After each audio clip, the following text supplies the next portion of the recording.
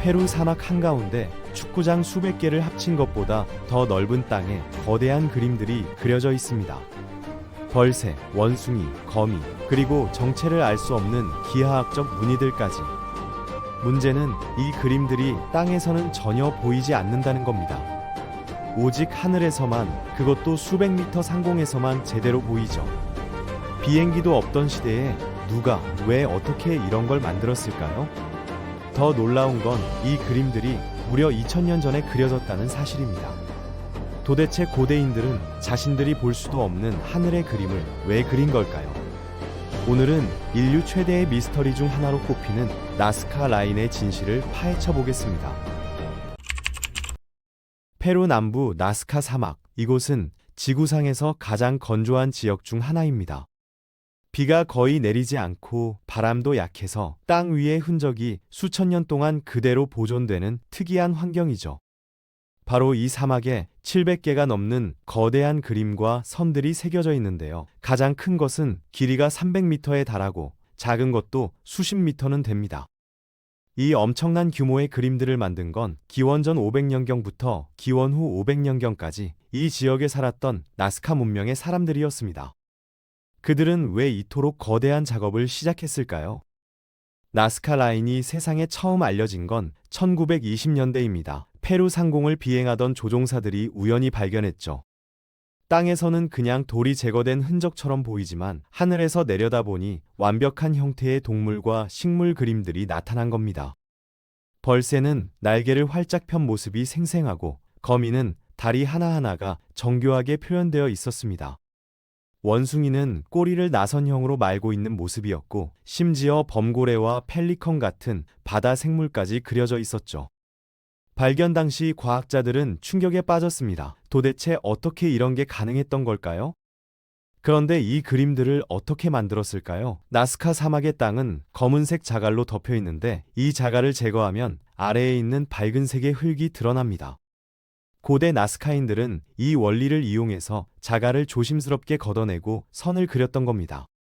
깊이는 불과 10cm에서 30cm 정도밖에 안 되지만 건조한 기후 덕분에 2000년이 넘도록 형태가 유지되고 있죠. 실제로 연구자들이 실험해 본 결과 15명 정도의 인원이 며칠만 작업하면 간단한 그림 하나를 완성할 수 있다는 게 밝혀졌습니다. 생각보다 단순한 방법이었던 거죠. 하지만 여기서 진짜 미스터리가 시작됩니다. 이 그림들은 땅에서 걸어다니면서는 절대 전체 모습을 파악할 수 없습니다. 수백 미터 상공에서만 제대로 보이는 거죠. 비행 기술이 없던 시대에 왜 이런 그림을 그렸을까요? 자기들도 볼 수 없는 그림을 만드는데 엄청난 시간과 노력을 쏟은 이유가 뭘까요? 이 질문은 지난 100년 동안 수많은 학자들을 나스카 사막으로 불러 모았고 각자 다른 답을 내놓았습니다. 1960년대부터 이 의문을 풀기 위해 수많은 학자들이 나스카 사막으로 몰려들었습니다. 그 중에서 가장 유명한 사람은 독일 수학자 마리아 라이헤입니다. 그녀는 40년 넘게 나스카 라인을 연구하면서 놀라운 사실을 발견했죠. 많은 선들이 특정 날짜의 해돋이와 해넘이 방향을 가리키고 있다는 겁니다. 동지와 하지, 춘분과 추분 같은 중요한 천문 현상과 연결되어 있었던 거죠. 라이헤는 매일 사막을 걸으며 하나하나 선의 방향을 측정했고 그 결과 나스카 라인이 단순한 그림이 아니라 정교한 천문 관측 시스템이라는 결론에 도달했습니다. 라이헤는 나스카 라인이 거대한 천문 달력이라고 주장했습니다. 고대 나스카인들이 농사를 짓기 위해 계절의 변화를 정확히 파악해야 했고 그래서 이 거대한 천문 관측소를 만들었다는 거죠. 실제로 나스카 지역은 비가 거의 안 오는 사막이지만 안데스 산맥에서 흘러내리는 지하수를 이용해서 농사를 지었습니다.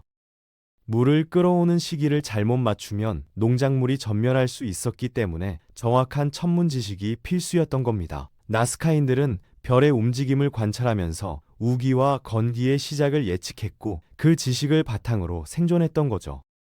그런데 천문학적 설명만으로는 부족한 부분이 있습니다. 왜 굳이 하늘에서만 보이는 거대한 그림을 그렸을까요? 간단한 표시만으로도 천문 관측은 가능했을 텐데 말이죠. 여기서 등장하는 게 종교적 해석입니다. 많은 학자들은 나스카 라인이 신들에게 바치는 일종의 제물이었다고 봅니다.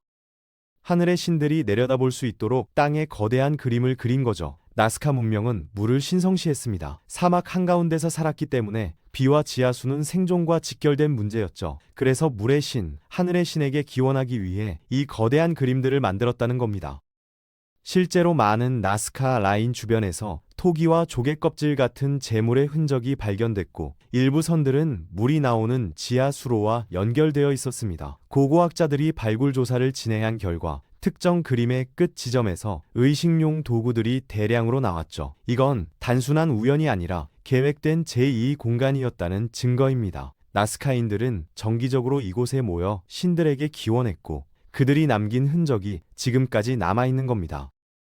더 흥미로운 건 나스카 라인이 단순히 그림으로만 끝나지 않았다는 점입니다. 고고학자들은 고대 나스카인들이 이 선을 따라 걸으며 의식을 행했을 거라고 추정하고 있습니다. 일부 선은 미로처럼 복잡하게 얽혀 있는데, 이건 순례자들이 걸어가며 명상하고 기도하는 신성한 길이었던 거죠. 땅에서는 전체 모습을 볼 수 없지만 선을 따라 걷는 행위 자체가 신과 소통하는 의식이었던 겁니다. 연구자들이 실제로 이 선을 따라 걸어본 결과 특정 지점에서 지하수 소리가 들리거나 메아리가 울리는 현상을 발견했습니다. 나스카인들은 이런 자연 현상을 신의 메시지로 받아들였을 가능성이 큽니다. 1990년대에 들어서면서 새로운 발견들이 계속 이어졌습니다. 인공위성과 드론을 이용한 조사에서 이전에 알려지지 않았던 수백 개의 그림이 추가로 발견됐죠. 2010년대에는 일본 야마가타 대학교 연구팀이 최신 AI 기술을 동원해서 무려 143개의 새로운 지상화를 찾아냈습니다. 그 중에는 사람 형상도 있었고 2개의 머리를 가진 뱀 같은 신화적 존재도 있었죠. 이 발견으로 나스카 라인의 총 개수는 1000개를 넘어섰고, 아직도 발견되지 않은 그림들이 더 있을 거라고 추정되고 있습니다. 더 놀라운 건 이 그림들의 정교함입니다. 거미 그림을 분석해보니 실제 거미의 생식기관까지 정확하게 묘사되어 있었습니다. 맨눈으로는 거의 보이지 않는 부분까지 관찰해서 그린 거죠. 벌새 그림도 마찬가지입니다. 날개의 깃털 하나하나, 부리의 곡선까지 실제 벌새와 똑같이 표현되어 있었습니다.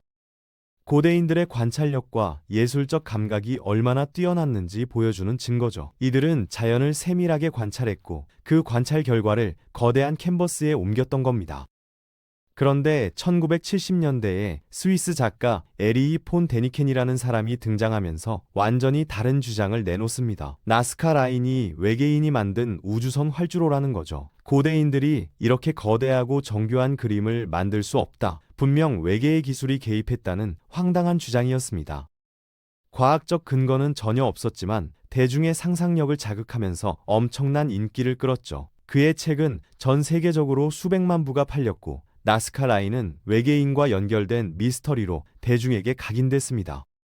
하지만 고고학자들은 이런 주장을 완전히 반박했습니다. 나스카 라인을 만드는 데 필요한 건 첨단 기술이 아니라 끈과 막대기, 그리고 인내심 뿐이었거든요. 실제로 연구자들이 고대 방식을 재현해 본 결과 작은 모형을 만들고 그걸 확대하는 방식으로 얼마든지 거대한 그림을 정확하게 그릴 수 있다는 게 증명됐습니다.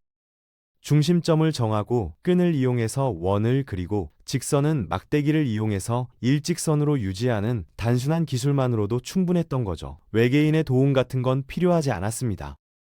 2000년대 들어서 가장 주목받는 이론은 물과 관련된 제2공간이라는 해석입니다. 페루 가톨릭 대학교 연구팀이 나스카 라인과 지하수로의 관계를 정밀 조사한 결과 많은 그림들이 물이 흐르는 지점과 연결되어 있다는 걸 발견했습니다. 특히 동물 그림들은 대부분 물과 관련된 상징을 담고 있었죠. 가뭄 끝에 찾아오는 비를 상징하고, 거미는 비를 예고하는 생물로 여겨졌습니다. 원숭이는 풍요를 가져오는 신화적 존재였고, 고래와 펠리컨은 바다에서 오는 습기와 비를 의미했습니다. 연구팀은 나스카인들이 계절에 따라 특정 그림을 따라 걸으며 물을 기원하는 의식을 행했을 거라고 봅니다. 건기가 시작되면 벌새 그림을 따라 걸으며 비를 기원하고, 우기가 되면 감사의 의식을 치렀던 거죠. 이 거대한 그림들은 단순한 예술 작품이 아니라 생존을 위한 간절한 기도였던 겁니다. 물 없이는 살 수 없는 사막에서 그들은 할 수 있는 모든 방법을 동원해 신들에게 호소했던 거죠. 나스카 문명의 수준은 생각보다 훨씬 높았습니다. 그들은 정교한 지하수로 시스템을 건설했는데 이 시스템 중 일부는 지금도 작동하고 있습니다. 푸키오스라고 불리는 나선형 우물은 지하수를 끌어올리는 독특한 구조로 건기에도 물을 공급할 수 있었죠. 이런 수로들이 나스카 라인과 연결되어 있다는 건 우연이 아닙니다. 물의 흐름을 관리하는 기술과 신에게 물을 기원하는 의식이 하나로 통합되어 있었던 겁니다. 나스카인들의 토기 기술도 뛰어났습니다. 발굴된 토기들을 보면 나스카 라인에 그려진 것과 똑같은 동물 문양들이 새겨져 있습니다. 벌새, 거미, 원숭이가 정교하게 그려져 있고 색상도 선명하게 보존되어 있죠. 이건 나스카 라인의 그림들이 그들의 일상과 신앙에 깊이 뿌리박혀 있었다는 증거입니다. 단순히 특별한 행사 때만 사용된 게 아니라 삶의 모든 영역에 스며들어 있었던 거죠. 나스카 문명은 기원 후 700년경 갑자기 사라집니다. 정확한 이유는 알 수 없지만 기후 변화로 인한 극심한 가뭄이 원인으로 추정되죠. 엘니뇨 현상이 심해지면서 안데스 산맥의 강수량이 줄어들었고 지하수가 말라버렸던 겁니다. 그토록 간절히 기원했던 물의 신은 결국 그들을 버렸고 문명은 멸망했습니다. 하지만 그들이 남긴 거대한 그림은 2000년이 넘도록 사막에 남아 우리에게 말을 걸고 있죠. 문명은 사라졌지만 그들의 메시지는 영원히 남은 겁니다. 나스카 라인은 1994년 유네스코 세계문화유산으로 등재됐습니다. 하지만 보존에는 여러 문제가 있습니다. 관광객들이 무단으로 사막에 들어가서 그림을 훼손하는 일이 빈번하게 발생하고 있거든요. 2014년에는 그린피스 활동가들이 무단으로 침입해서 벌새 그림 근처에 메시지를 남기는 사건이 벌어지기도 했습니다. 발자국 하나만으로도 2000년 된 유산이 영구적으로 손상될 수 있기 때문에 페루 정부는 엄격한 출입 통제를 하고 있습니다. 하지만 사막이 워낙 넓어서 모든 지역을 감시하기는 불가능하죠. 최근에는 기후변화가 새로운 위협으로 떠오르고 있습니다. 나스카 지역에 예전엔 없던 폭우가 내리면서 일부 그림이 침식되기 시작한 거죠. 2000년 동안 건조한 기후 덕분에 보존됐던 유산이 이제는 기후변화 때문에 사라질 위기에 처한 겁니다. 과학자들은 드론과 3차원 스캐닝 기술을 동원해서 모든 그림을 디지털로 보존하는 작업을 진행하고 있습니다. 실물이 사라지더라도 최소한 기록으로라도 남기려는 노력이죠. 페루 정부는 나스카 라인 보호를 위해 관측 타워를 설치했습니다. 관광객들은 이 타워에 올라가서 일부 그림을 볼 수 있지만 전체를 보려면 경비행기를 타야 합니다. 경비행기 투어는 하루에도 수십 번 운행되면서 나스카의 주요 수입원이 되고 있죠. 하지만 비행기의 소음과 진동이 그림에 영향을 줄 수 있다는 우려도 제기되고 있습니다. 보존과 관광 수입 사이에서 균형을 찾는 게 쉽지 않은 상황입니다.